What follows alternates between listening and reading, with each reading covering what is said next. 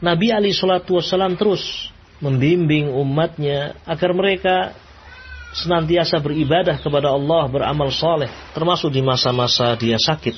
Apalagi ibadah solat. Coba lihat ma'asyiral muslimin rahiman rahimakumullah. Sahabat Imran ibn Husain menceritakan, dahulu aku terkena penyakit bawasir, ambeien. Orang yang punya penyakit ini tidak bisa berdiri biasanya, tidak bisa berdiri. Duduk pun terkadang sulit. Lalu aku pun menanyakan kepada Nabi alaihi salatu wassalam tentang sakitku ini, bagaimana saya beribadah di saat sakit. Nabi kemudian bersabda, "Shalli qa'iman fa illam tastati' fa qa'idan fa illam tastati' fa 'ala janb." Atau kama qala Rasul alaihi salatu wassalam. Salatlah kamu dengan berdiri. Kalau tidak mampu, salatlah dengan duduk. Kalau tidak mampu, salatlah dengan berbaring. Salat adalah munajat seorang hamba kepada Allah. Dengan salat yang ia tegakkan, ketenangan, kelapangan akan dia raih meskipun dia sedang sakit, meskipun dia sedang tertimpa musibah.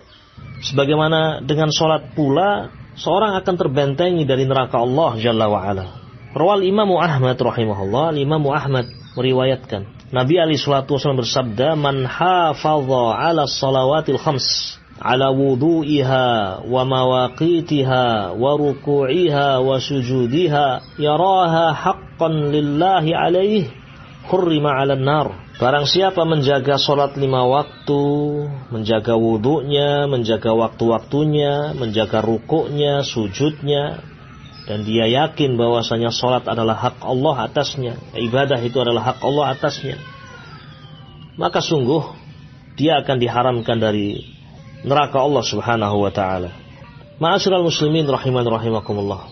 Dan sebaik-baik tauladan adalah Nabi kita Muhammad sallallahu alaihi wasallam.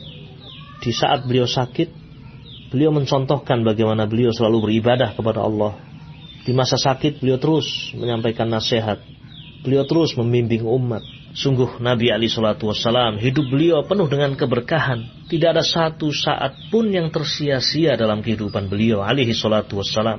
Termasuk di masa sakitnya, beliau terus beribadah kepada Allah. Terlebih perkara yang wajib seperti sholawatul khams, sholat 5 waktu.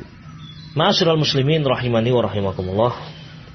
Berbicara tentang ibadah di saat sakit, kita menyadari bahwasanya orang yang sakit itu tidak seperti orang yang sehat, penuh dengan keterbatasan. Namun walhamdulillah, syariat ini demikian mudah. Syariat ini banyak memberikan keringanan kepada orang-orang yang sakit dalam hal tata cara ibadah. Orang yang sakit, kalau dia melihat ada hajat, dia boleh menjamak sholatnya. Ketika dia tidak bisa menggunakan air untuk bersuci, dia dibolehkan untuk bertayamum dengan menggunakan tanah yang suci sebagai pengganti wudhu dan juga mandi janabah. Sholat sesuai dengan kemampuannya. Tidak bisa dengan berdiri, dengan duduk. Tidak bisa dengan duduk, dengan berbaring. Bahkan dalam keadaan najis keluar pun, ya seorang sholat sesuai dengan kemampuannya. La yukallifullahu nafsan illa wus'aha. Sebagian pasien harus dipasang kateter yang menghubungkan dengan kandung kemihnya, sehingga keluarnya air kencing itu tidak jelas kapan, tidak terasa. Maka dia sholat dalam keadaan seperti itu. Dia berwudu atau bertayamum, kemudian dia sholat. Adapun air kencing kemudian keluar melalui kateter dalam keadaan dia tidak terasa. Nah, sholat dalam keadaannya seperti itu. Banyak kemudahan walhamdulillah, yang biidnillahi azza wa jal menjadikan seorang mudah untuk terus beribadah kepada Allah di masa sakit.